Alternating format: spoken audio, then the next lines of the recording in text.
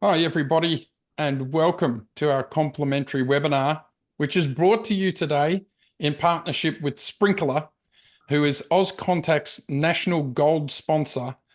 And our webinar is entitled Social Customer Care in the Age of Generative AI, really topical.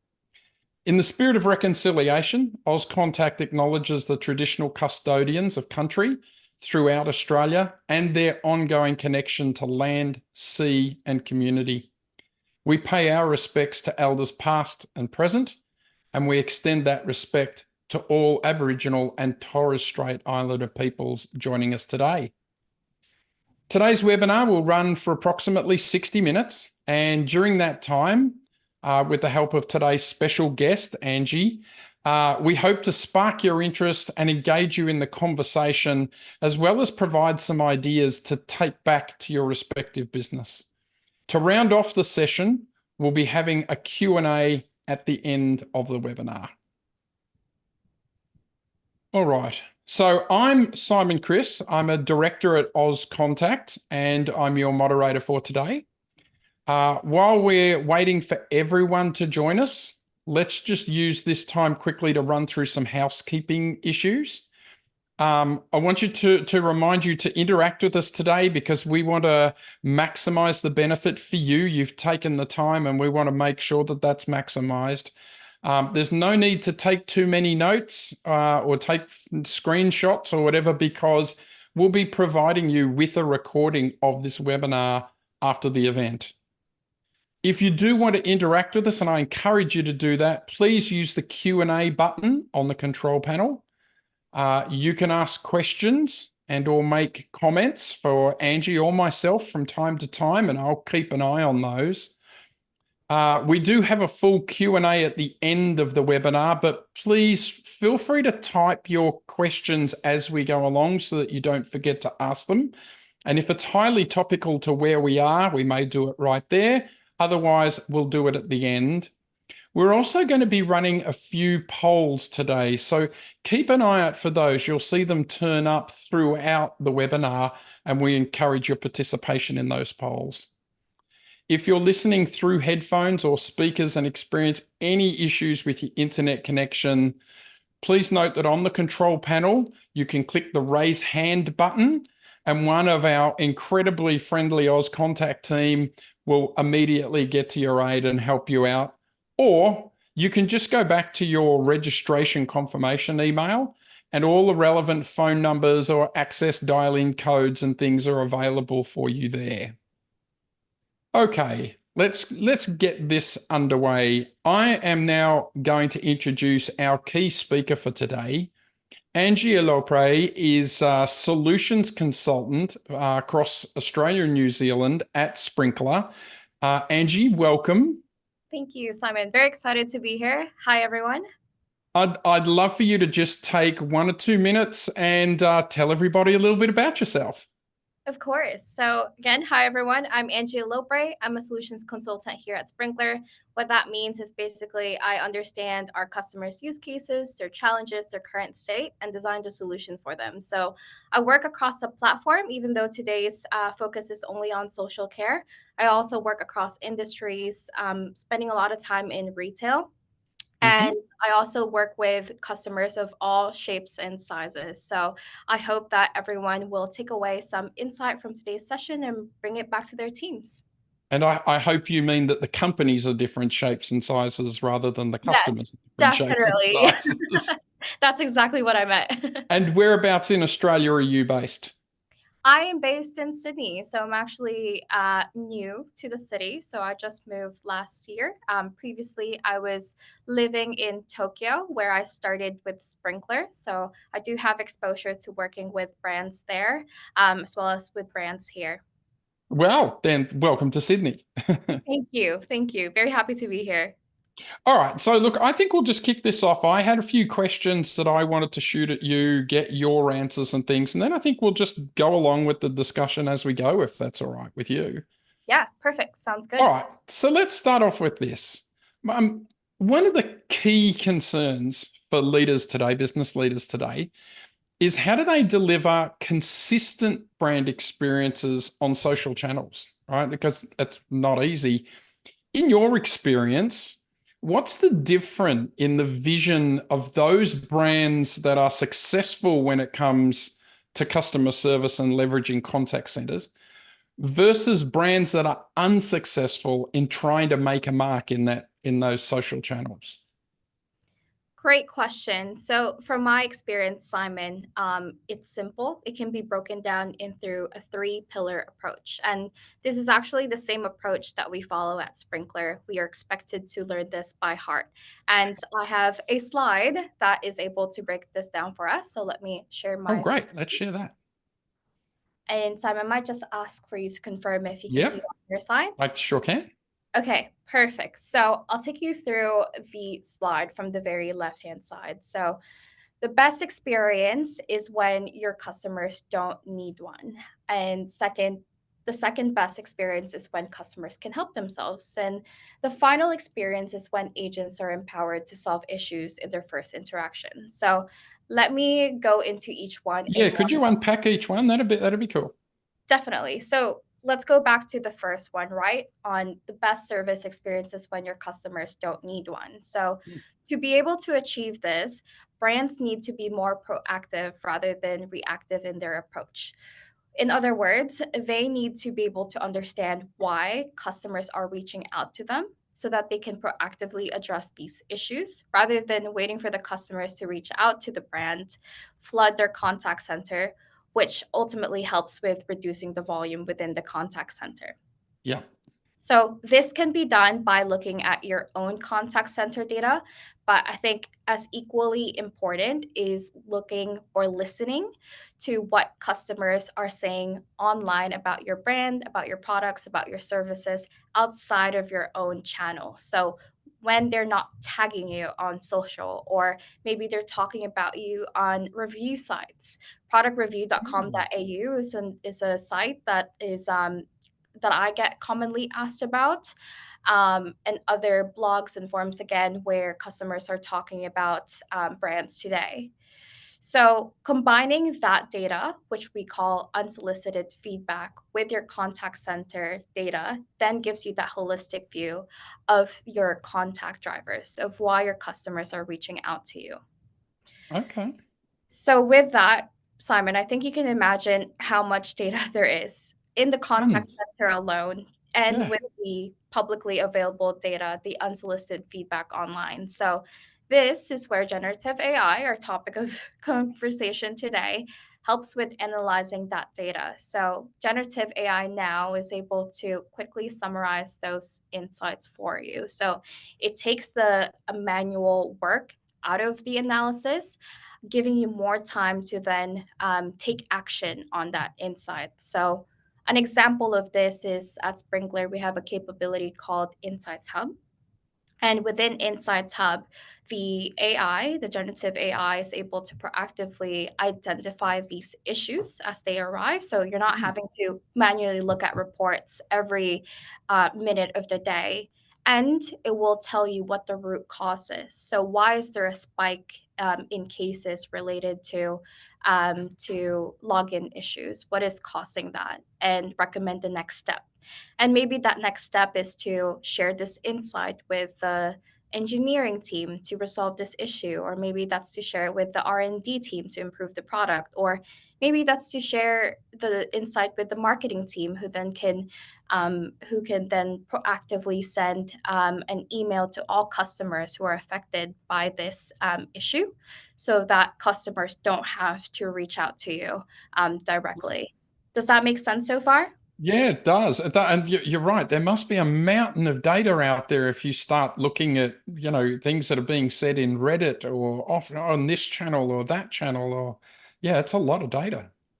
A lot of data. And I personally feel the pain of manually analyzing that data because in my current role, just a year ago, whenever we do meet with a customer and we look at all of these listening dashboards that we build for them, we spend half an hour, hours just drilling down into an insight and finding that manually. Now, with a click of a button, generative AI can do that for you. It can summarize the three key points from all of that data, which is just Wow. So powerful when you see it live.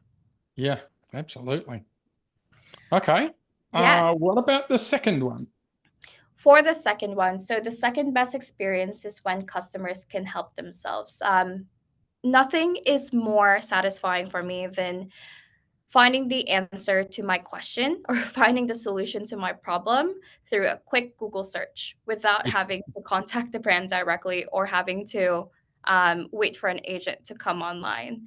So I'm sure I'm not the only one in today's world where everyone is busy. Customers demand information right away. And so, in today's world, it's really important to enable your customers to be able to find the information, the support that they need right away. And there are many ways that you can do this. One way that I've seen successful is through investing into creating a community site. So, having a dedicated site where your community, so customers, can talk to each other, can help each other, can troubleshoot issues together. And Mm. you can also supercharge your community site by adding a live chat that's powered by a bot, for example, by adding a knowledge base with all of the articles that they can use to troubleshoot on their own. And now, with the knowledge base at Sprinklr, that's SEO optimized, which means that if I'm a customer and I just do a quick Google search and that matches, certain keywords in that article, it'll be at the very top. And so I can click on that article and do everything by myself. So that's Mm. one way that you can do it. Yeah, crowdsourcing. Great idea. Yeah, exactly. And so the other way is through bots. So with bots, there's definitely an opportunity to use generative AI to help them become more human-like and also efficient. So, um, like many, I am still learning about generative AI. Even though I talk about generative AI day to day, there's always something new that I'm learning. I'm sure it's the same for Absolutely. you. Yeah, and it's the pace of development is just crazy. And so I was sitting down with one of my colleagues, and he showed me how quickly he built a bot using generative AI, and that bot was so human-like, and that was because in his prompt he told the bot to speak in a certain way, so in a more relaxed tone, in a more empathetic tone. And you could easily switch that with your brand's tone of voice, which again differs. And it was also very efficient because in the old days where you had to build every node of that bot flow, so what is the intent, what is the action that should be taken on that intent, what he did in his prompt was he just included links to sites where the bot can pull information from. So every time a customer has a question, it can scan the database to then find the response and provide that response to the customer. So you don't have to design the bot from beginning to end. Yeah. Yeah. Definitely, definitely a wow factor for me. Yeah, look, I take your point about how fast generative AI moves. I live and work in this field. I wrote a book on the topic, and I struggle to keep up with how fast Yeah. things are moving. But you're right. Some of the personas and things that you can put into a bot now, it won't be very long before you can't tell that you're speaking to a bot. You kind of swear that you're speaking to a human. Yeah, exactly. And this all happened within a year. Feels like the it's very exciting to see all of the development. And I think at the end of the day, it's the manual process, the efficiencies that are gained from generative AI that then gives you back time and doing everything else. So if that's taking action again on your insight, right? Yeah. Um, and so the third pillar actually links back to this. So the final experience is when agents are empowered to solve issues in the first interaction. So this Mm. is all about empowering your agents, make them more efficient, give them all the context that they need, give them all of the information that they need so that they don't have to swivel chair from different platforms, give them coaching in real time, all which can be done through generative AI. So This slide here, hopefully it shows. So this slide Yep. here shows 4 examples where we are using generative AI to help agents. So this is how we're supercharging our own agent desktop within the platform. Um, we have auto summarization, so the capability to automatically summarize the entire interaction, why the customer reached out, what was the actions taken by the brand, has the inquiry been resolved. Reply assistant gives you different recommendations on the response. So, do you want to shorten it? Do you want to lengthen the response? Do you want to change the tone of voice? And so much more. Extract answers is probably my favorite. Again, a wow moment every time I demo this to customers. But imagine as an agent, usually you would have to go to the knowledge base, find the relevant article, read Read through the it. article. Yeah. Correct, summarize it, and then write that response. Now, with generative AI, it can extract the answer from your knowledge base for you, put that in a response format, and all you have to do is click send. And so, imagine the efficiencies gained from one interaction and multiply that across the volume of interactions that you get each day. Very, very powerful as well. Yeah. Yeah, and I think you've hit on a couple of things there. The auto summarization too. I think you always get differences in agents in contact centers. One agent likes to write 3 words, and the agent next to them likes to try and write War and Peace. Like an encyclopedia.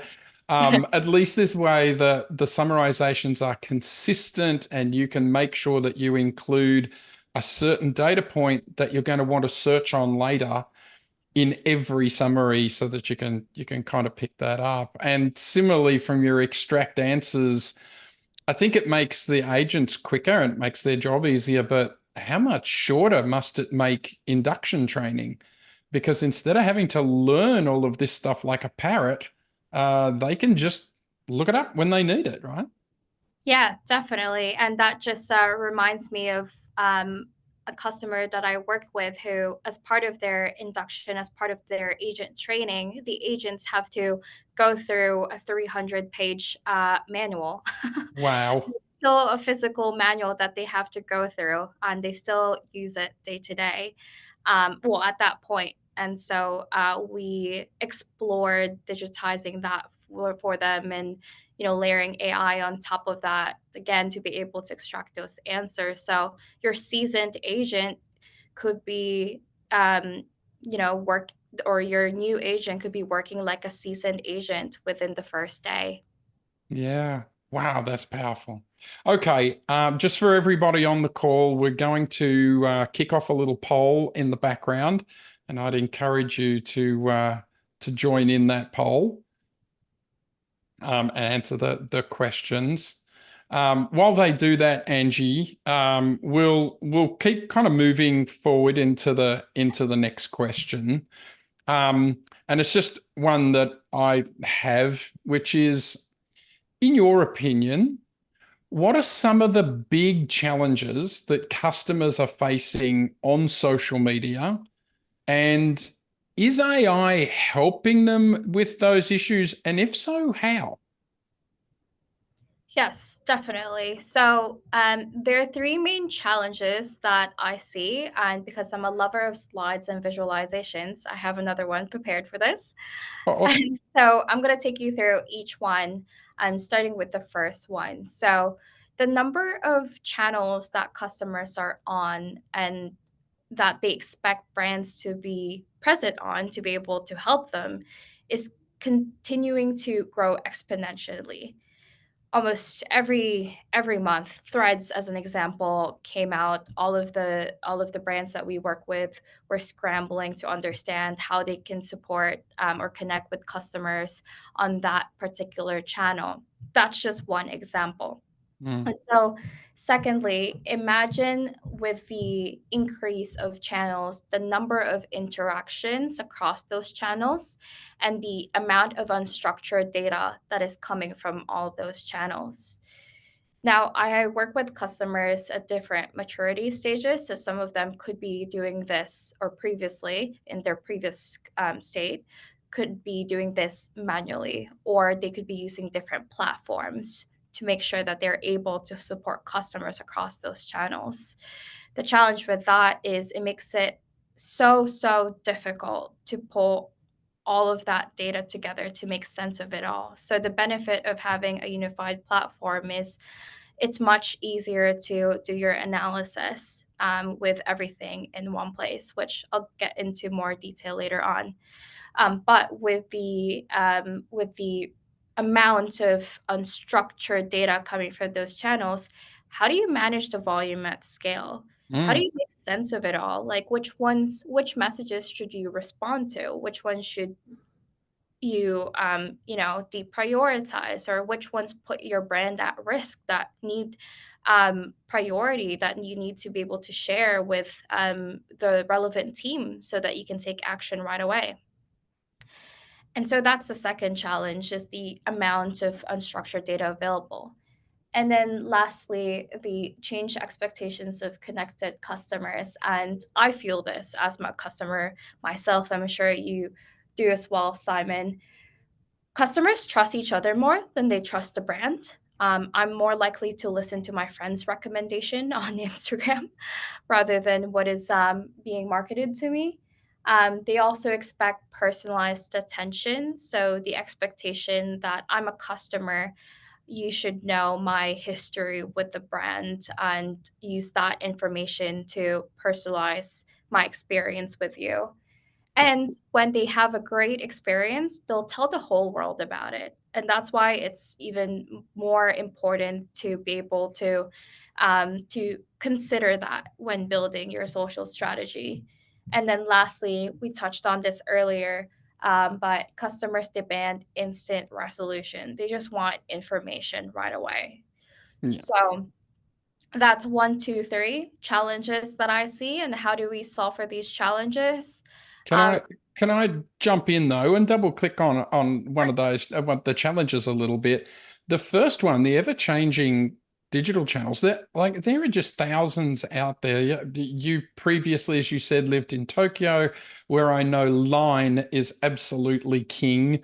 Kakao is in Korea, and WeChat in China, and there's Telegram, and there's this and there's that. How are companies deciding which channels to be in, or are they taking open as many channels as you can approach? Great question. I think they definitely, in deciding which channels they should prioritize, because if you just decide to be present on every channel, but you can't do that at scale, that will become a larger challenge.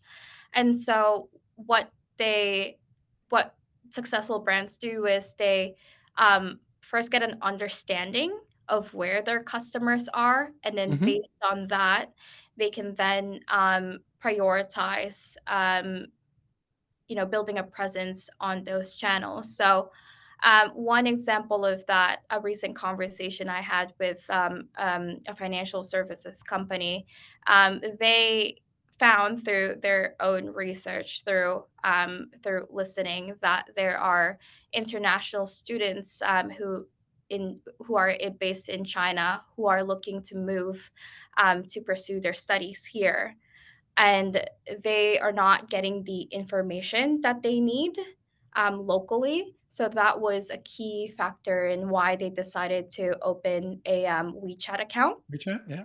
Yeah, correct. And they didn't even go all they didn't even go all in at first. They just started off with creating posts to share information on summer programs, for example, internship opportunities, and um, didn't enable the chat functionality.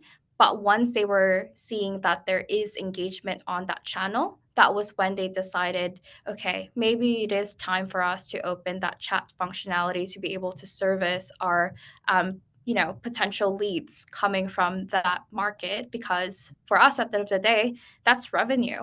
Any converted international student, that's great for us. So that's why, Yeah. yeah, that's how they decided to, um, even though there were challenges in, creating a an account in a market that they weren't familiar with, they took the risk because they knew their customers were there and they needed to service those customers. Yeah. And I think you just shared a little golden nugget, which is to listen, to go on use social listening to figure out where you should be, not just take the opinion of the chief marketing officer or the CEO or something, right? So anyway, I wanted to come back to the question. You talked about these challenges. Is AI helping to address them? And if so, how? Definitely. I think one of the ways that AI is helping is by improving the CSAT, by being able to improve the response times. And how AI is doing this is the ability to be able to understand the intent of those messages, to be able to triage them to the right team, because there might be some messages that are better suited for marketing to respond to, or maybe that's better for the customer care team to respond to. But you want to be able to do that in a way that is automated, and you can't be manually reading through response and doing that triaging manually. So the ability to triage the messages automatically, to route them to the right team, and to be able to also provide recommendations to those agents when they are crafting the responses um, to send to those customers. And on top of that, having a conversational AI bot up front so that customers can self-serve themselves, which was what we talked about in the previous question, so that they can first go through the bot.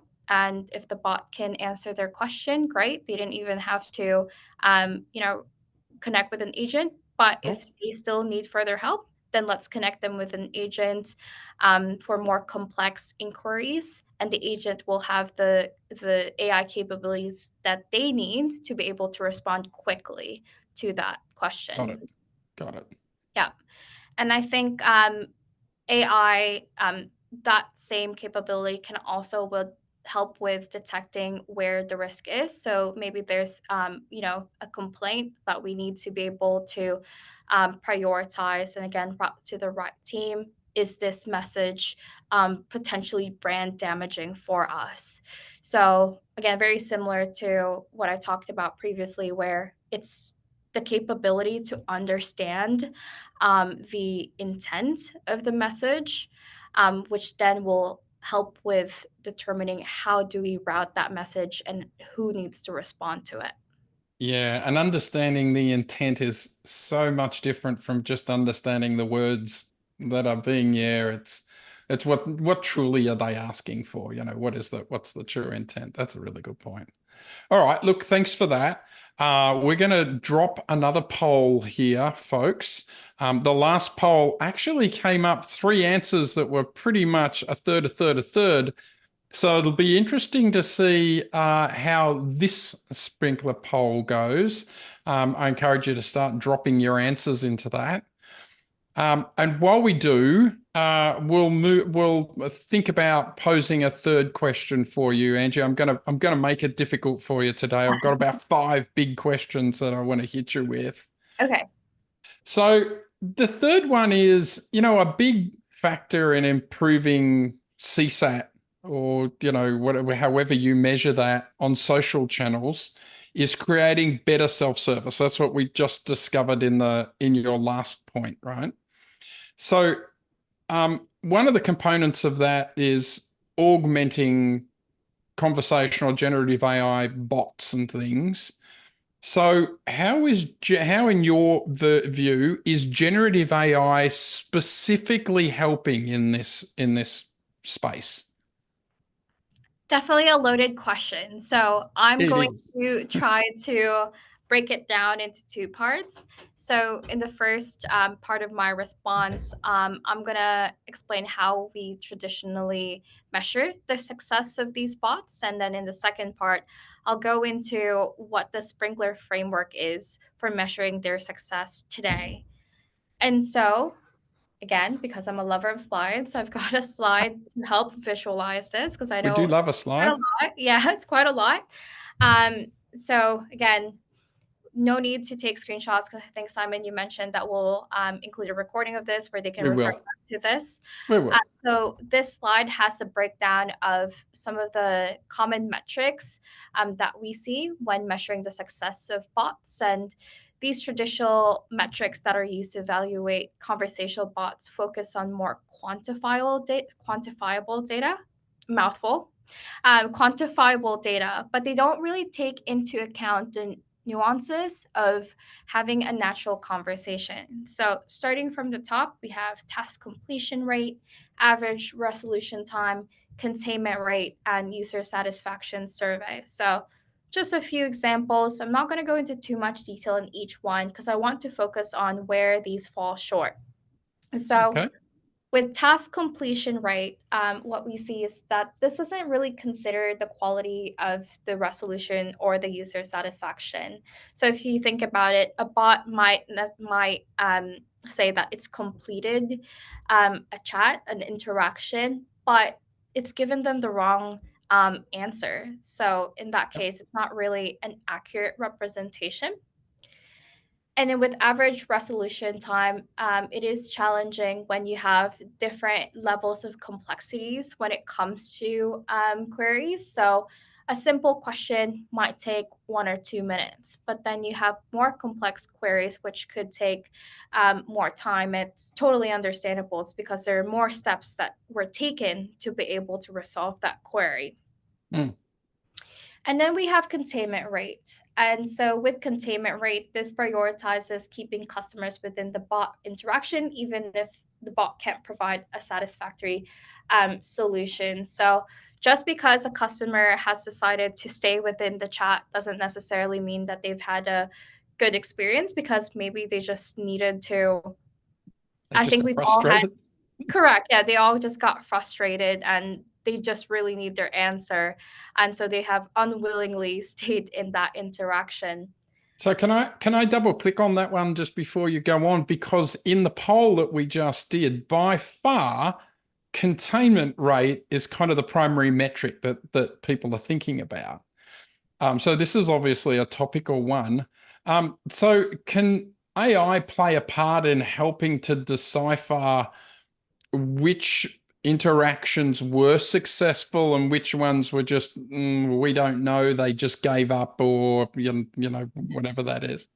Yeah, I'm thinking of one specific capability we have in Sprinklr because it's what I know best. Yeah. But it's called predictive CSAT. So it's AI measuring the customer satisfaction in real time. So usually what I show in demos is I'm a frustrated customer. I'm, going to the chat and complaining about the horrible service that I've been given. CSAT will be really low. The Yeah. AI recognizes that this is an unhappy customer, they're frustrated, so it gives the customer a score of 25 out of 100.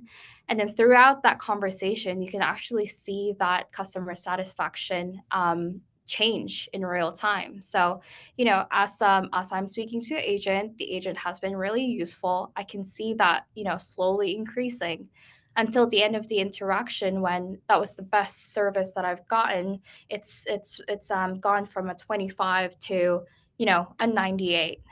Yeah. And so that's where AI can be a better, more accurate indicator of how satisfied the customer is Makes within sense. that interaction. Makes a lot of sense. And sorry, I derailed you. You were talking about user satisfaction surveys. Oh, I think it actually links perfectly to this. So, with user satisfaction surveys, I think the challenge with that is, again, putting myself in my shoes as a customer. If I'm asked to fill out a survey, 30% of the time I will do it, and then 70% of the time I'm usually in a rush, and Yeah. so I just don't do it. And so it's inaccurate. It's only reporting or it's giving you the data from the users who have completed those surveys. And so Mm-hmm. the reason why this goes back to the previous point on AI measuring that customer satisfaction in real time is that's across all interactions. It's not selected responses of customers who have willingly filled out those user satisfaction surveys. Yeah, because let's face it, the most people who do surveys are those that are either really, really happy or really, really sad. Yes, exactly. Yeah, perfectly well said. And we've got a question that's come in that I want to just hit right now very quickly. Sure. And the question is the AI CSAT that you talked about, the predictive CSAT, is that only for text chats or can that be used on other channels as well, such as voice? This is across all channels. Yeah. And so this is social, this is across digital, so live chat, across messaging, it's across voice. And the really cool use cases, I'm going to geek out a little bit because I get excited talking Oh, I about love geeking out. Go. but they're really cool use cases with the predictive CSAT. So you can use that as again as an indicator when a customer gets upset and the agent might need a little bit of help from the supervisor. So when the AI predicts a drop in the CSAT, it can alert the supervisors to step in that conversation. And this can be over voice, as an example, or I think what you would this would be barging in that conversation, right, to provide coaching into that agent during that interaction. So Yeah, across wow. all channels. Powerful, powerful. Okay. Let's roll into another question. I know we've only got 20 odd minutes and I want to make sure we're leaving time for QA. Of course. And this is, a slightly, I want to frame the question a little. So we're seeing more and more a need for holistic evaluation of things. So a combination of metrics to figure, rather than just simply NPS or just simply this or just simply that. And from what you've just explained, Gen AI, large language models, things like that, really have a lot of promise in helping bridge that gap between traditional metrics and what truly was the human part of that conversation, right? So if that's the case, and you've been just talking about that, could you expand a little on how Sprinklr has developed any kind of evaluation tool or framework or something for these large language powered bots? Yep, definitely. So let me take you through another slide that You've got goes slides through for that. everything. This is fantastic. Always prepared, visual person. So I hope others will appreciate this. But this was the framework that we followed when evaluating generative AI. This was our North Star when we started working on this. And again, the slide is available for you at the end of this webinar, so you can go into each one and read it in more detail. So we have hallucination, contextual alignment, conciseness and clarity, handshake with other systems, and guardrails. So if you compare these with the metrics that we talked about just in the previous slide, they take that more human element of the conversation into consideration.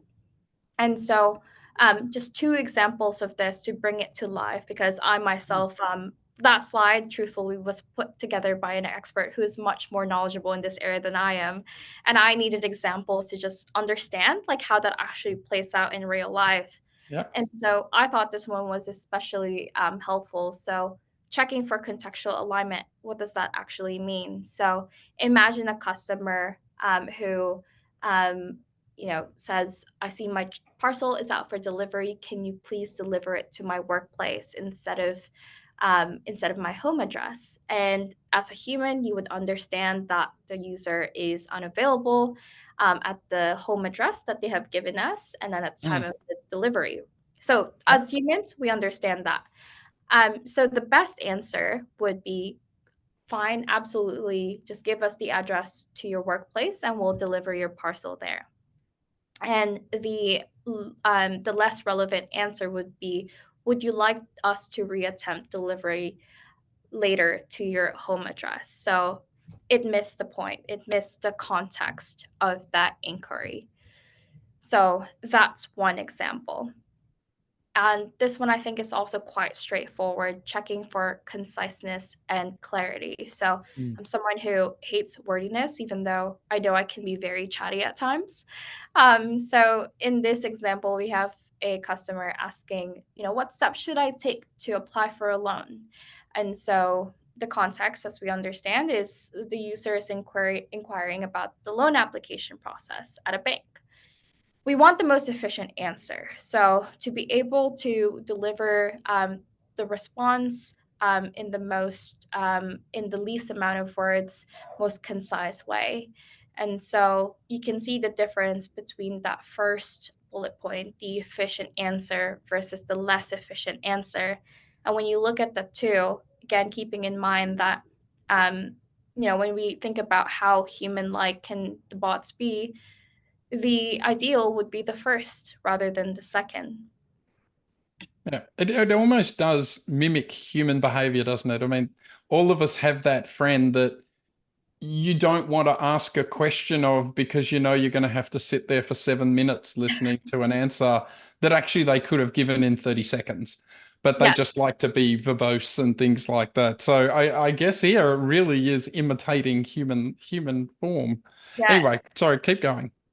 No, all good. Those were the two examples that I think for me were especially helpful and just like bringing it to life. And um, I think when I started to think about looking at how human-like those bots were, that was more helpful in evaluating how successful those bots are, rather those traditional metrics. So hopefully that was insightful to our audiences here. And if you are evaluating the bots using the traditional metrics, I'm not saying that you're doing it wrong. It's just this is what we've seen as successful. Absolutely. Okay, that's fantastic. Final question from me for the day. We've got a couple in the Q&A, but a final one from me is, to your mind, what are the most important things to keep in mind when you're thinking about or building out an AI strategy, particularly for social care as we rocket towards 2025? If you're building out that AI strategy for social care, what should we be keeping in mind? I would keep it very simple. So I know that AI is a buzzword, and there's so many ways that you can talk about AI. But if you are planning on building generative AI into your social care strategy, my recommendation is to be clear on the objective. So, what is it exactly that you want AI to do? So, is your objective functional? Do you want AI to be able to help with summarizing insights? Is it to provide recommendations on responses for your agents? Is it to extract information from your knowledge base or from your databases? Or is it more non-functional, so broader? Is it to help with reduce costs at the contact center? Is it to increase revenue? Or is it to mitigate risk? I Mm. think that once you are clear on the objective, everything will follow. So let that be your guiding star in your approach when building your AI strategy into social care.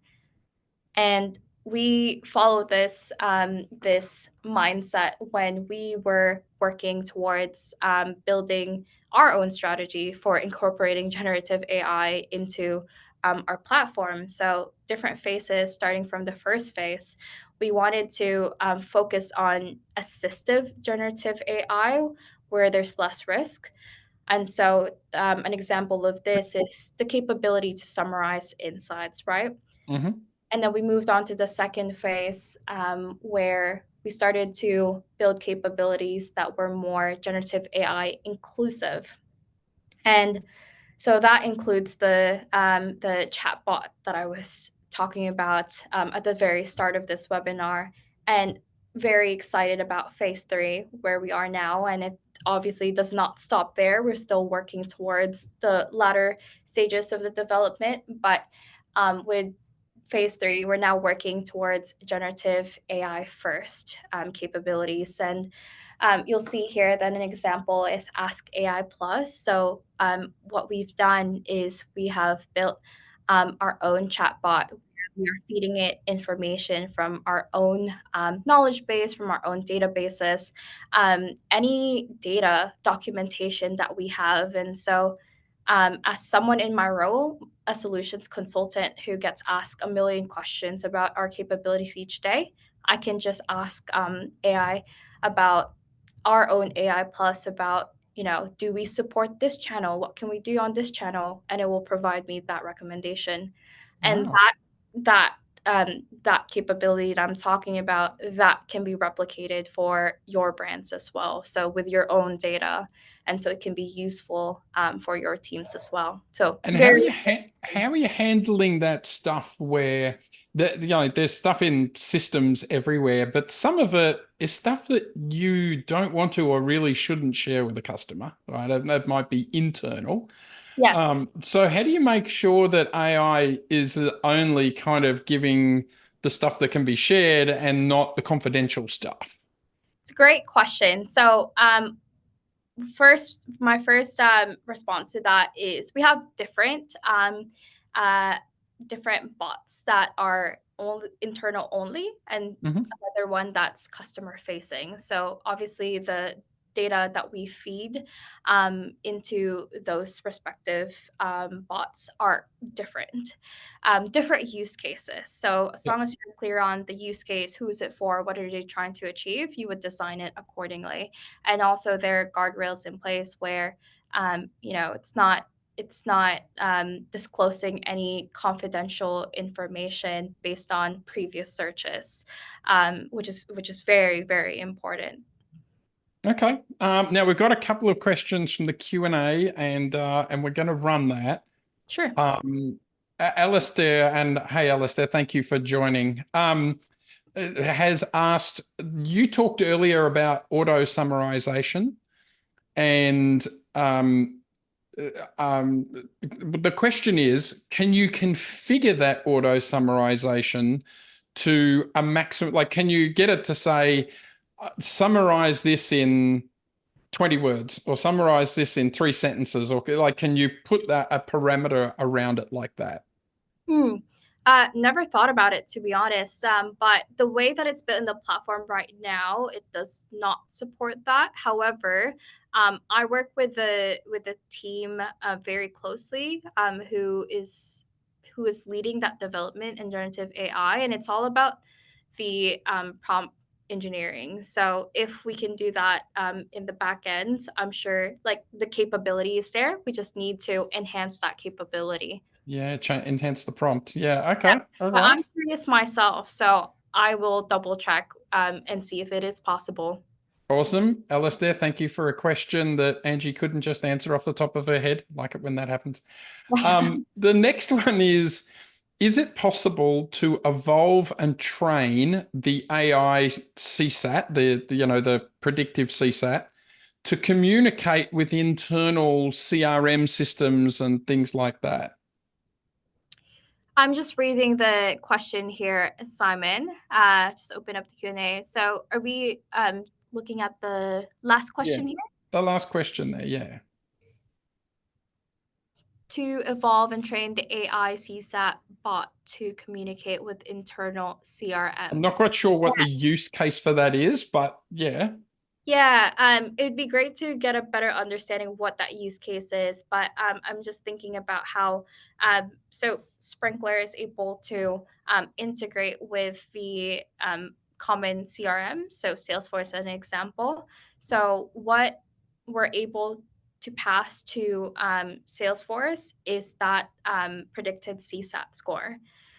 So with the integration, you can have that predicted CSAT for all interactions, and you can attach that to the profile of that customer in the CRM. So I know that Angie, in her last interaction with our brand, she left the conversation with a score of 25. So maybe we have to do a little bit more to bring that up.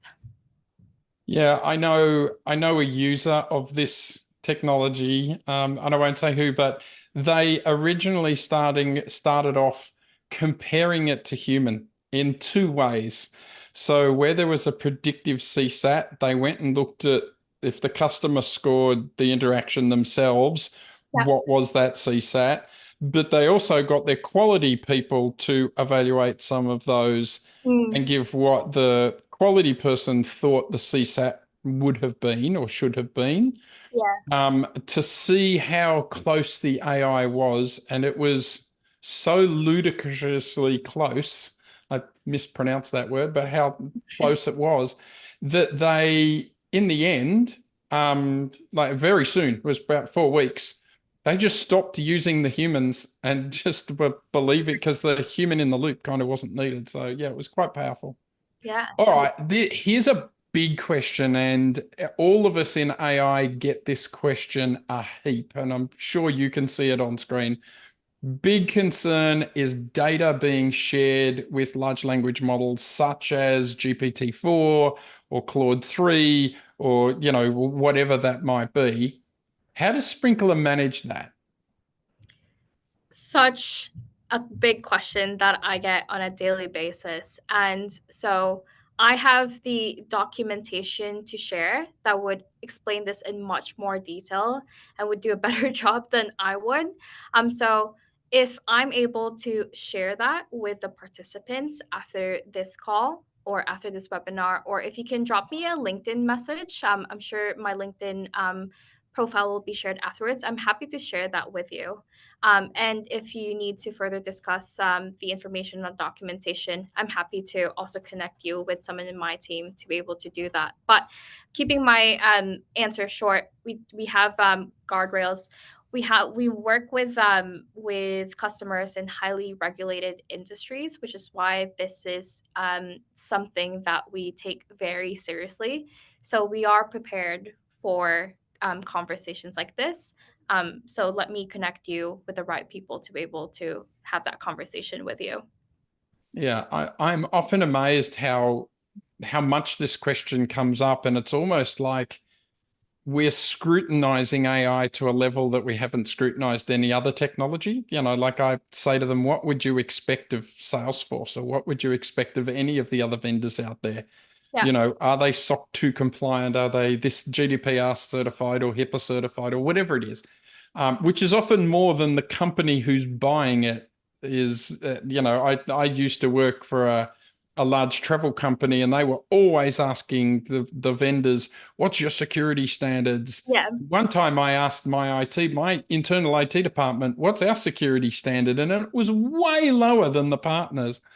But it is a big question that people have about data security and things like that.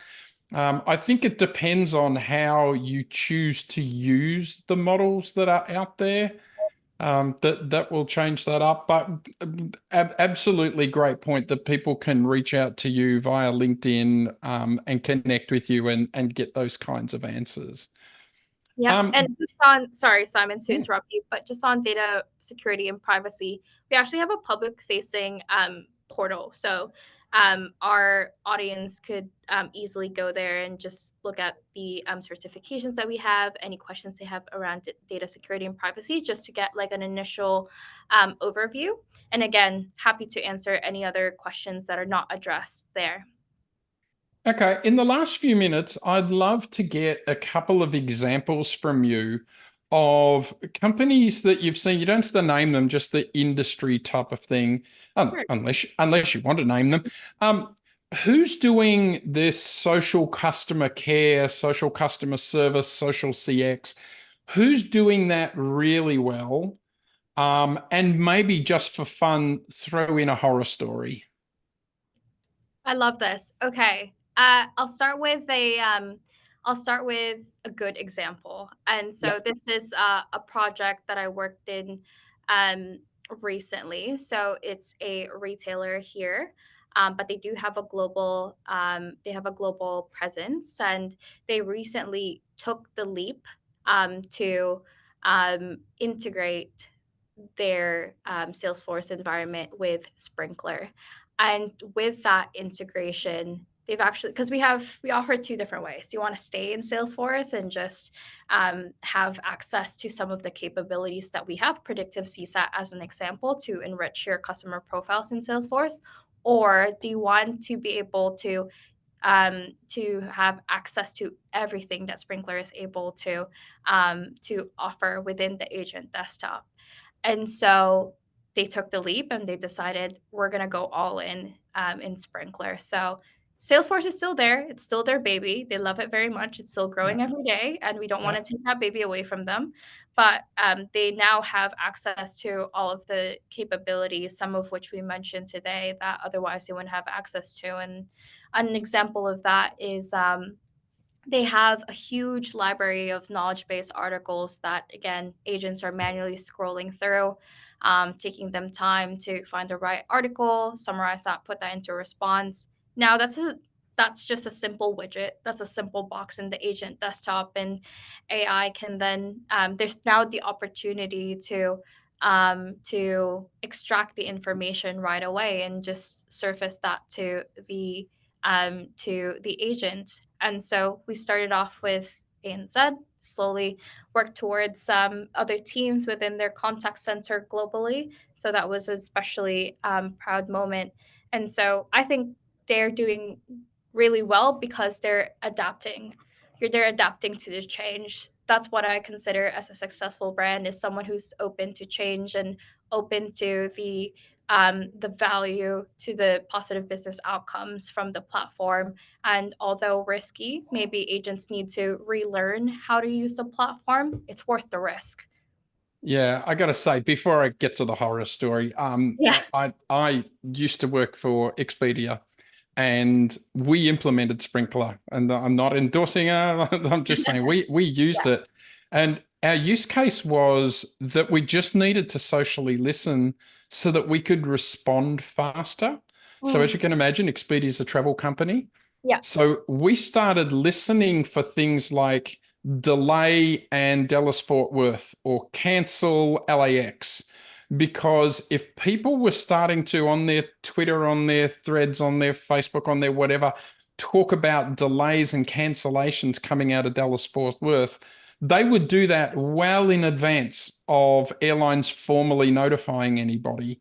And so that gave us an extra 15 minutes in which to start planning who was going to be impacted, how were they going to be impacted, and how could we respond. And it doesn't sound like much, but 15 minutes when you've got 4,000 affected customers can be huge. Absolutely huge. Anyway, with 2 minutes left, give us a 1 minute horror story. Oh, just sometimes I meet customers and I just don't know how they're doing things natively, honestly. When there's a platform, I mean, not just us, but other platforms out there that can, automate things and just make it a lot easier to manage those social channels, digital channels at scale. It's a wonder how they've, I admire them for being able to manage all of those accounts across different channels at scale. And one customer that I was working with in the hospitality industry, huge here locally, they had, I think they said, they had 400 ads accounts that it needed to consolidate, and they had 700 social accounts that it needed to consolidate in one platform. And historically they were just doing everything natively, and it was a lean team of I think it was 5 at that time, with some help from the actual store managers, who have varying levels of skill when it comes to Yeah. social media. So they decided to redesign that and have central marketing team working better together with those individual store managers through a solution that's specifically designed for that model. So Yeah. huge, huge, huge project, but it worked. There we go. Fantastic. Well, there you go. Horror story that turned into a great story. Yeah, All right, exactly. with 30 seconds left to go, a massive thanks to Sprinkler and particularly to you, Angie, for joining us today and sharing so much of your knowledge. We appreciate that. I also want to say thanks to all of our Auscontact members for being with us. Remember to keep recommending membership to those that aren't already members. And I just want everyone to have a great day, and we'll see you next time on the next webinar. Amazing. Thank you, Simon, for Thanks, having me. guys. Have a good day. Bye.